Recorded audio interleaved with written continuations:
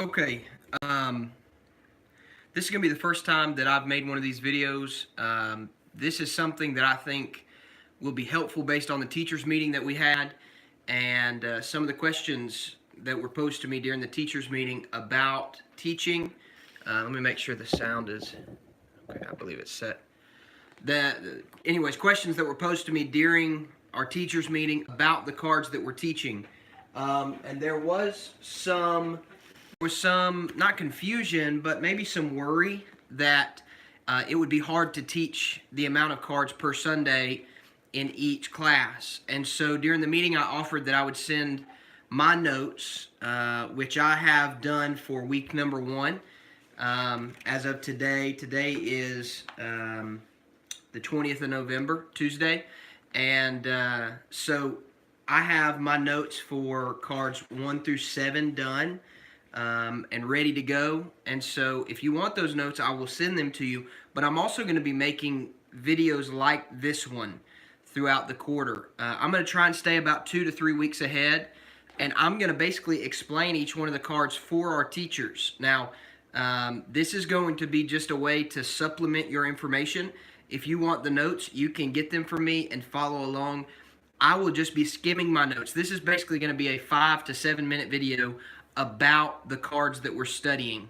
And then you can follow along in the notes that I have if you want to, or you can just take your own notes and then do your own research based on what I'm saying. So this is going to be a bit of an introduction video. We're going to cover cards 1 through 7 for Survey of the Old Testament. That's quarter 1 of 2019, January through March. So this video may be a little bit longer, but hopefully if you're teaching this quarter, this will be helpful to you for a number of reasons in preparation as far as getting ready for these cards, but also it will hopefully give you a number of resources that you can research as you're beginning to think about teaching these cards. These cards are more going to be, what I'm talking about as far as the cards right now are going to be more geared towards the older crowd. So this is probably going to be more for our 4th through 6th grade and our teenagers. However, it is also useful for the younger kids if you want to apply some of these things. And so I'll kind of make mention of that through here. So this will probably be about a 10-minute video, but I'm going to try and keep these videos 5 to 7 minutes, just teaching and sharing information that I've found about these cards, okay?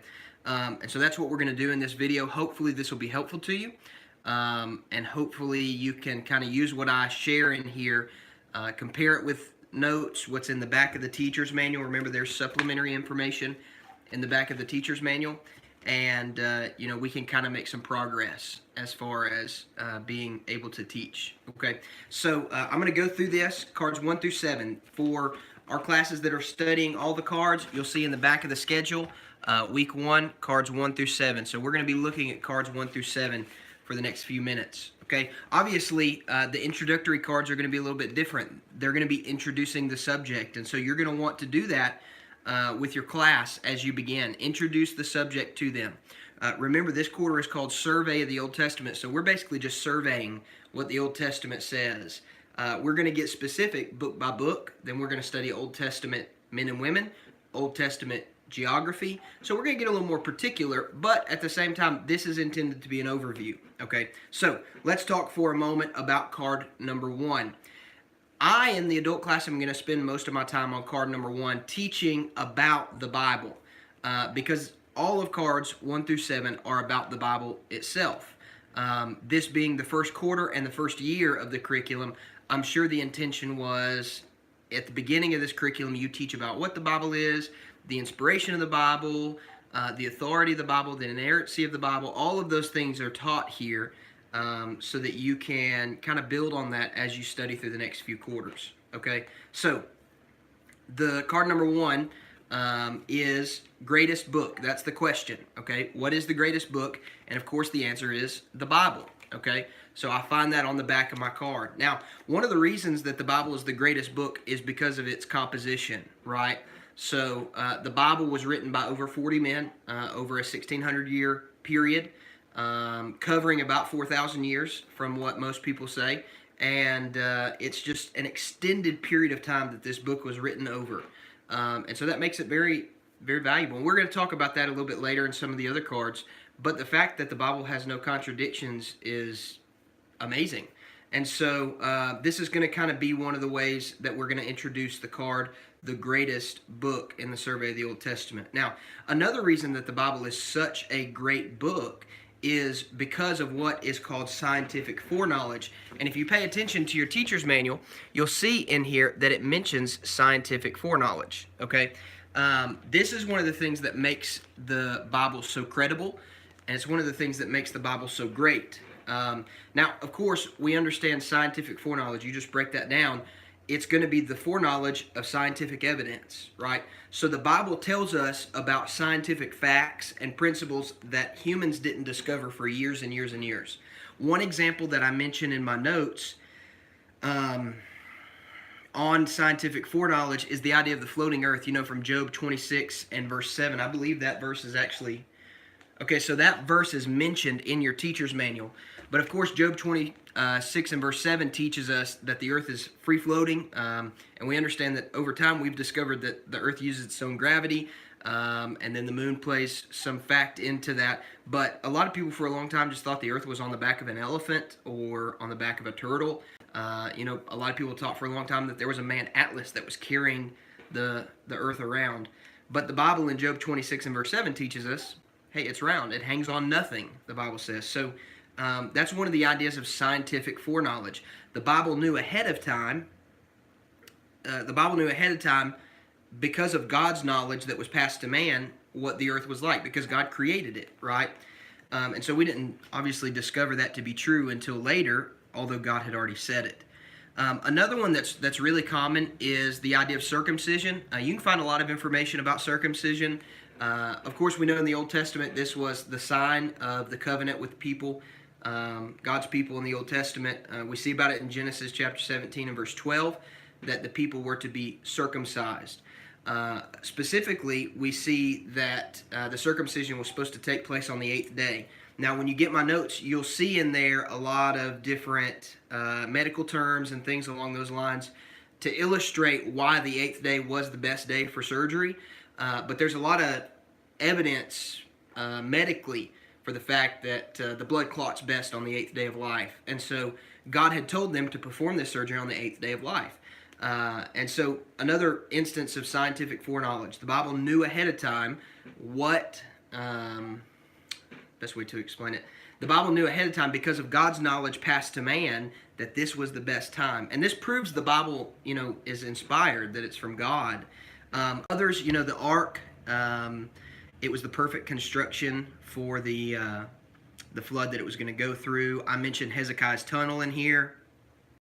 And I have some quotes from different preachers. So you can go through these. I'll give these notes to everyone who wants them. Okay? Of course, card number 2, the Bible means book. I'm not going to spend much time on that in the adult class.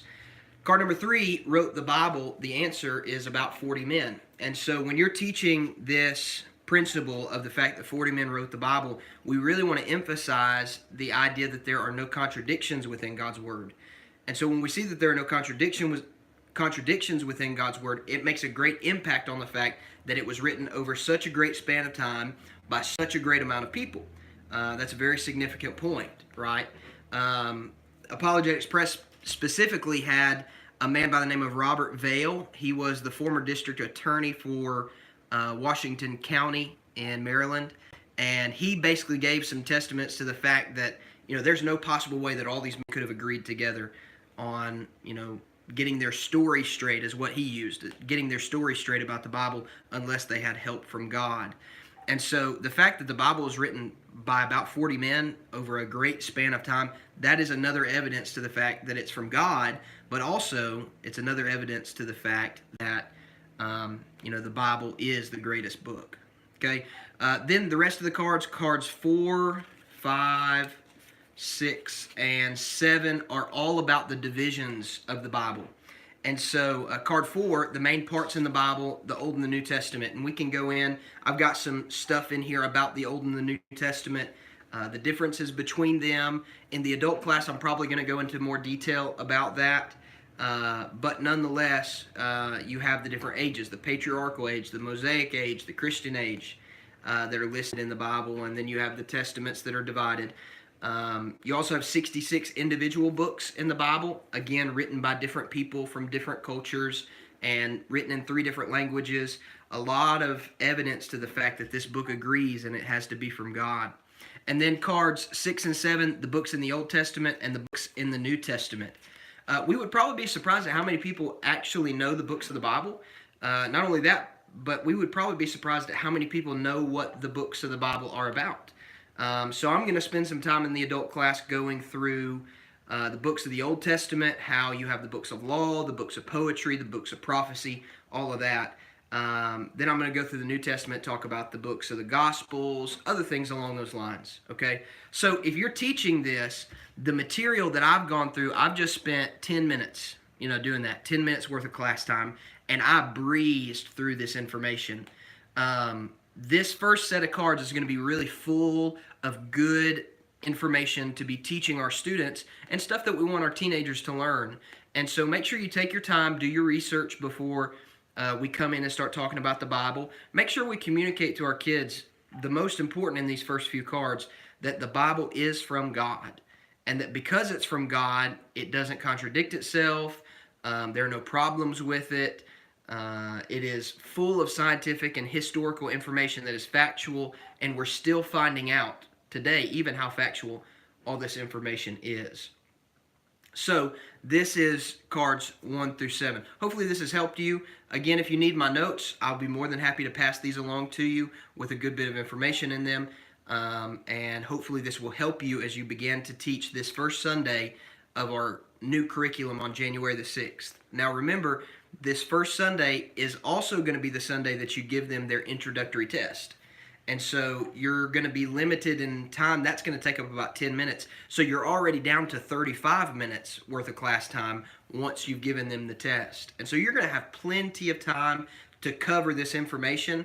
You're probably going to be strapped for time. You're going to have so much stuff to teach that you're going to run out of time. I know there was a bit of a concern about not having enough information to teach in 45 minutes. But if you follow some of the things I've outlined and you do your own research, you are going to come up with plenty of rich biblical information to teach your students. If you have any questions, email me at the church email, or just come up to me on Wednesday night or Sunday, and I can answer these questions for you. Thank you.